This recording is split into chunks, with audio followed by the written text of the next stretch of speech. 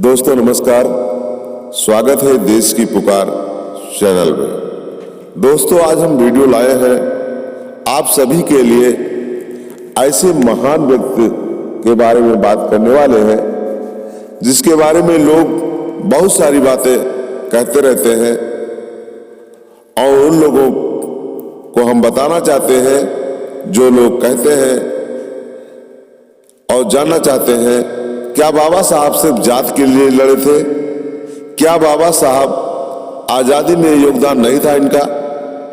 ऐसी घटिया सोच रखने वालों के लिए मैं आज जवाब देकर आया हूं। अगर आप जानना चाहते हैं तो आपसे रिक्वेस्ट है कि वीडियो को पूरा सुने, देखें, तभी बात समझ में आएगी दोस्तों। तो सच्चाई जानेंगे तभी समझेंगे। और उनके बारे में खासकर ब्राह्मण औरतें और पुरुष जो बाबा साहब को गाली देते हैं वो इस बात को समझ लें। भारत में आजादी के 2 आंदोलन चले थे, जानते हैं आप? नहीं जानते? जानिए। आप लोग सिर्फ कुतर करना जानते हैं और कुछ नहीं। आप लोगों के पास ज्ञान नाम की कोई चीज नहीं है। दिमाग होगा तो ज्ञान होगा। सो जाने 2 आंदोलन कौन थे? प्रथम आंदोलन आधुनिक भारत में कांग्रेस ब्राह्मणों के संगठन के माध्यम से अंग्रेजों की गुलामी से आजादी पाने का गोखले, तिलक, गांधी, नेहरू के माध्यम से एक आंदोलन चला। दूसरा ब्राह्मणों की गुलामी से आजादी पाने का आंदोलन। 2 प्रकार के आंदोलन चलते थे। एक था ये लोग आंदोलन अपनी लड़ाई लड़ रहे थे और दूसरा आंदोलन था ब्राह्मणों की गुलामी से आजादी पाने का आंदोलन। 1948 से 1956 तक चलाया गया। यह आंदोलन ज्योतिबा राव जी फुले ओबीसी के थे और साहू महाराज ओबीसी के, बाबा साहब आम्बेडकर से इनके द्वारा बहुजन मूल निवासियों की आजादी के लिए चलाया गया। कांग्रेस ने चलाए आजादी के आंदोलन गोखले, तिलक, गांधी, नेहरू के साथ फूले, साहू, अम्बेडकर ने चलाया, क्योंकि वे जानते थे कि ये आजादी ब्राह्मणों की आजादी होगी, सिर्फ सवर्णों की आजादी होगी। आजादी का आंदोलन मूल निवासी बहुजनों की आजादी का आंदोलन नहीं था, बल्कि विदेशी ब्राह्मणों के आजादी का आंदोलन था। अगर भारत में आजादी के 2 आंदोलन चले तो लोग विचार करें कि भारत में 2 आंदोलन क्यों चले। इस पर मूल निवासी विचार विमर्श करें तो उनके साथ ही की जा रही धोखेबाजी का भंडाफोड़ हो जाएगा। इसीलिए आजादी का दूसरा आंदोलन पढ़ाया नहीं जाता। 2 आंदोलन चले हैं दोस्तों इतिहास में, लेकिन इस बात को स्कूलों में, किताबों में नहीं पढ़ाया जाएगा। 15 अगस्त मूल निवासियों की आजादी का दिन नहीं है, बल्कि ब्राह्मणों की आजादी का दिन है। भारत का मूल निवासी आज भी गुलाम है। 1848 में ज्योतिबा राव फुले जी ने मूल निवासियों की आजादी का आंदोलन शुरू किया था। तब गांधी पैदा भी नहीं हुए थे। ज्योतिबा राव फुले जी ने 1848 में मूल निवासियों की आजादी का आंदोलन शुरू किया था। उसके 21 साल बाद गांधी पैदा हुए थे 1869 में। इसका मतलब है कि अंग्रेजों से आजादी का आंदोलन मूल निवासियों के आजादी का आंदोलन पुराना है। मूल निवासियों की आजादी का आंदोलन तो ज्योतिबा राव फुले जी ने 1848 में ही शुरू कर दिया था। एक बात सोचो कि जब अंग्रेज भारत में आए ही नहीं थे, मुगल भारत में आए ही नहीं थे, तब भारत किसका गुलाम था? तब हम किसके गुलाम थे? तब हमारे पर अत्याचार शोषण कौन कर रहा था? ओबीसी भी असली ब्राह्मण कर रहे थे जो विदेशी थे। अंग्रेज भारत छोड़कर चले गए। इस बात को आजादी मानकर चलना ही गलत बात है, क्योंकि ज्योतिबा राव फुले, साहू जी महाराज, बाबा साहब आम्बेडकर जी ये मानते थे कि अंग्रेजों ने हमको गुलाम नहीं बनाया, हमको गुलाम ब्राह्मणों ने बनाया। अंग्रेजों की गुलामी केवल राजनीतिक थी, परंतु ब्राह्मणों की गुलामी सामाजिक, राजनीतिक, शैक्षणिक, आर्थिक एवं शोषण व अमानवीय अत्याचारों से भरी पड़ी है। इसलिए अंग्रेजों से आजादी का आंदोलन ब्राह्मणों का हो सकता है, हम मूल निवासियों का नहीं। क्योंकि अंग्रेजों के भारत में आने से पहले से ही हम दलित, मूल निवासी, ओबीसी सब गुलाम थे। ज्योतिबा राव फुले ने कहा था कि अंग्रेज भारत में है तब तक हमें अवसर है अपनी आज़ादी हासिल करने का। अंग्रेज भारत से चले जाएंगे और ब्राह्मण भारत का शासक बन गया तो तुम्हारे पास जो अवसर है वो भी नहीं रहेगा, क्योंकि ब्राह्मण शक्तिशाली हो जाएगा और फिर तो छोटी जातियों की खैर नहीं। इसलिए बाबा साहब ने कहा था, गुलाम भारत में जिसकी बातें भी सही नहीं होती हैं, आज़ाद भारत में उनकी लातें खानी पड़ेगी। इसलिए साथियों, 15 अगस्त मूल निवासियों की आज़ादी का दिन नहीं है। भारत के मूल निवासी आज भी गुलाम ही हैं। अगर आज़ादी का आंदोलन हमारा आंदोलन था तो सारी समस्याएं हमारे समाज की ही क्यों है? सारे अत्याचार, शोषण जो आज़ादी से पहले थे वो जस के तस क्यों हैं? 50.5% पहले से ही आरक्षण सवर्णों को है, दूसरा 10% और मिला 60.5%। और तीसरी बात सुनो, जो दलित, शूद्र, मुस्लिम समाज को 49.5% दिया गया है। सर्वे उठाकर देख लीजिए, 30% ही मिलता है। अब देखो ब्राह्मणों के साथ कितना शोषण हो रहा है। 5% ब्राह्मण हर जगह कब्जा करके बैठा है। क्यों?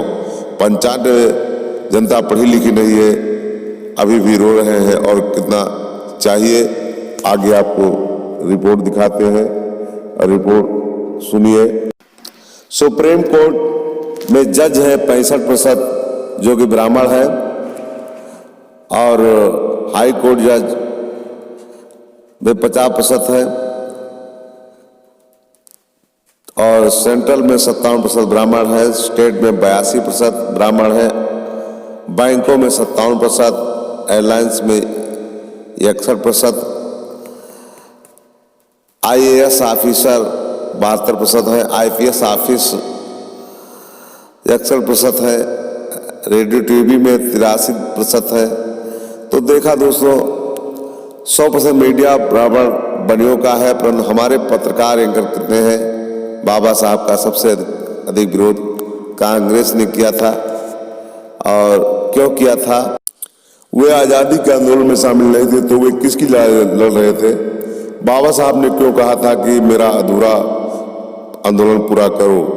जब हम आज़ाद हो गए तो बाबा साहब क्यों कह गए कि विचार करो? बाबा साहब ने शिक्षा के बाद ऐसा क्यों कहा? संगठित हो। क्यों संगठित हो? किसके खिलाफ संगठित हो? फिर कहा संघर्ष करो। जब हम आज़ाद हैं तो किसके खिलाफ संगठित हो और किससे संघर्ष करो?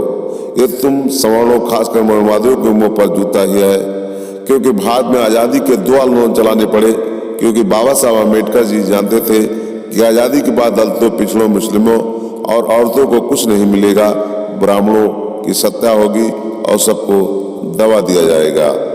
और हाँ, बाबा साहब अम्बेडकर जी ने जो भगत सिंह जी का सपना पूरा करने की कोशिश की है, क्योंकि भगत सिंह ये नहीं जानते थे कि आज़ादी के बाद देश की सत्ता चंद मुट्ठी पर पूंजीपतियों, ब्राह्मणों के हाथ चली जाए।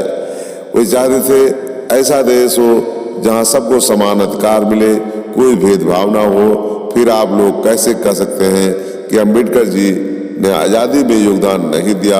आज़ादी का मतलब से ब्राह्मणों की आज़ादी नहीं है। और कुछ ब्राह्मण औरतें जो घटिया मानसिकता रखती हैं, बाबा साहब अम्बेडकर जी को जे के फोटो जूता चिपका कर फोटो अपलोड कर रहे हैं। मैं बताना चाहूंगा, पागल औरतों, ब्राह्मण की मनुस्मृति में महिलाओं की आज़ादी नहीं है, बल्कि संविधान में है।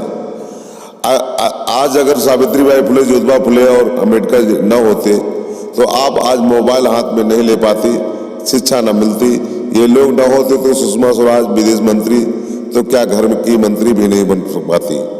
आप औरतें जब सब चार दीवारी में सड़ रही होती, शर्म करो। आप लोगों को शर्म करना चाहिए कि किसकी बदौलत आप स्वतंत्र हैं और कितना स्वतंत्र हैं। गलती कर दी बाबा साहब अम्बेडकर जी ने, आप औरतों को आज़ादी दिलाकर आज आज़ाद हुए तो उन्हीं को गाली। वाह! बाबा साहब के हिंदू कोड बिल का विरोध ब्राह्मणों ने किया था। इसमें महिलाओं के अधिकार की बात की गई थी, तलाक की बात थी, पुरुष को एक से अधिक औरतें औरतों के साथ शादी करने की आज़ादी नहीं थी, इसलिए तुम्हारे पूर्वजों ने ही तुम्हें गुलामी की जंजीरों से मुक्त नहीं होने दिया। आज जो थोड़ी बहुत आज़ादी मिली है सब बाबा साहब अम्बेडकर जी, सावित्रीबाई फुले जी, ज्योतिबा फुले जी की देन है। मनवादी ब्राह्मणों ने तो अपनी बहन बेटियों को भी अधिकार नहीं दिया था। आप कहते हैं अपनी जात के लिए लड़े। अम्बेडकर कैसे आप कह सकते हैं इस तरह? ब्राह्मणों की औरतों को शिक्षा का अधिकार और बाकी के अधिकार किसने दिलाए? फिर जातवाद कैसे हुए? वे शोषित वर्ग के लिए लड़े थे और उस समय भी औरतें, दलित और मुस्लिम आदिवासी शोषित थे और आज भी हैं। मैं इतना ही कहूँगा मेरी प्यारी बहनों, प्लीज बस एक बार मनुस्मृति पढ़ लो जाकर, फिर अपने आप को देखना क्या औकात थी आप लोगों की। आज जो फेसबुक पोस्ट पर डाल रहे हो अम्बेडकर जी की देन है। इस फोटो पर लिखी लाइनों की मानसिकता को समझिए। इसमें अशफाक उल्लाह खां, भगत सिंह, गांधी, राजगुरु, सुखदेव का नाम नहीं लिया, सिर्फ चंद्रशेखर आजाद और मंगल पांडे का नाम लिया है क्योंकि वे ब्राह्मण हैं। इसलिए एक घटिया सोच है कि मनवादी सोच है जिसे खत्म करना जरूरी है हो गया है। चंद्रशेखर आजाद ने अशफाक उल्लाह खां से कभी भेदभाव नहीं किया, लेकिन इन्होंने क्रांतिकारियों में भी दीवार खड़ी कर दी। जो बांटने का काम करते हैं कौन लोग हैं जो हमेशा बांटते रहते हैं। तो दोस्तों, ये लड़ाई शोषितों के लिए जो लड़ी गई है, शोषित जिनका शोषण हमेशा से हुआ है, किसी भी जात के रहे हो, जात विशेष से नहीं लड़ाई लड़ी गई। तो जो शोषण करते हैं और जो शोषित हैं, शोषितों को के लिए लड़ी गई है, जिनका शोषण हमेशा होता रहा है। अम्बेडकर ने उनके लिए लड़ा है और किसी भी जात के रहे हो। ये बात आपको हम बताने की कोशिश किया है कि आखिर में डॉक्टर भीमराव अम्बेडकर क्या चाहते थे, उनकी मंशा आप समझ ही गए होंगे। तो दोस्तों, इस बात को आपको भी समझना है, तो अपने तक ये जानकारी सीमित ना रखें। अगर समझ गए हो तो इसे अन्य लोगों के पास शेयर करें अधिक से अधिक। और लास्ट वीडियो देखने के लिए बहुत बहुत धन्यवाद। अगर हम चाहेंगे दोस्तों, लास्ट में यही कहना चाहेंगे कि अगर आप पहली बार चैनल पर वीडियो देख रहे हैं तो चैनल को सब्सक्राइब कर लें और साथ में बेल आइकन घंटी को दबा दें ताकि लेटेस्ट जानकारी सर्वप्रथम मिलती रहे। और धन्यवाद बहुत बहुत।